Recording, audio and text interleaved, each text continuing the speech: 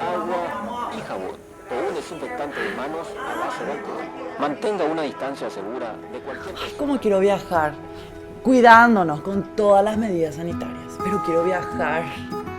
¿Por qué no aprovechan y recorren nuestro país? Ay, me encanta. Ay,